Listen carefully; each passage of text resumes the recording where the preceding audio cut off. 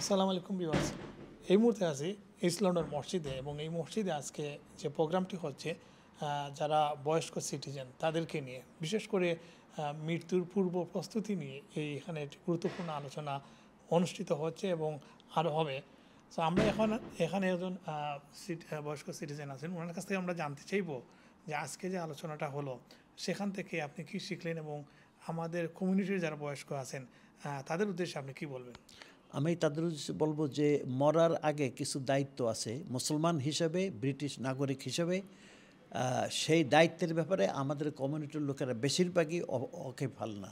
দেখি ইসলামিক পার্সপেক্টিভে এবং ব্রিটিশ সিস্টেমে মরার আগে মানে মানুষজন কী চিন্তা ভাবনা করে, বিশেষ করে বাংলাদেশি মুসলমান এই এলাকায় খুব বেশি।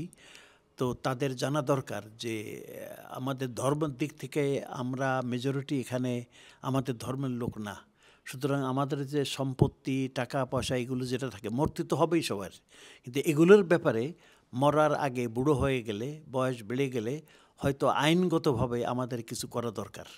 সেই ব্যাপারে আমার মনে হয় মানুষের একটু ব্রেন খুলবে এই আলোচনায়, তারা বুঝবে। কারণ যদি তারা উইল না করে সময় মতো, তাহলে এই সরকার হয়তো এদের টাকা পয়সা বা সম্পত্তি যা আছে এগুলো নিয়ে যাবে।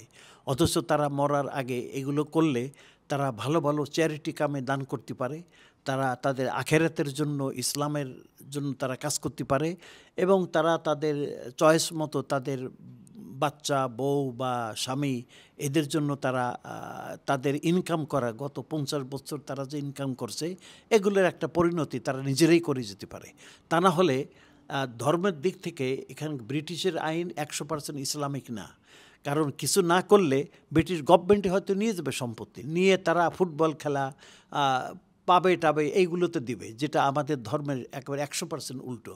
সুতরাং আমি মনে করি যে মুসলমানদের বিশেষ করে কেয়ারফুল হওয়া দরকার। আমরা তো মরতে হবেই, কোরআনে একটা আয়াত আছে, কুল্লু নাফসিন যায়কাতুল মাউত ওয়া ইন্নামা তুওয়াফাউনা উজুরাকুম ইয়াওমাল কিয়ামাহ ফামান যুহযিহা আলান নার ওয়া উদখিলাল জান্নাহ ফাকাদ ফাজ ওয়া মাল হায়াতুদ দুনিয়া ইল্লা মাতাউল গুরুর। প্রত্যেকটা মানুষকে আল্লাহ মৃত্যু দিবে এবং তার কর্মফল অনুযায়ী, তার কাম অনুযায়ী তাকে জান্নাতে দিবে পুরস্কার হিসেবে, অথবা যদি কাম উল্টোটা করে, আল্লাহর ইচ্ছার উল্টো করে, তাহলে তাকে জাহান্নামের আগুনে ভুগতে হবে।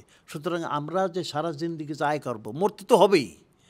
এই মরার আগে আমরা যেন আমাদের কিছু দায়িত্ব আছে, বুড়ো হলে বা রিটায়ার্ড হলে করা লাগে, সেই দায়িত্বগুলো যেন আমরা পালন করি।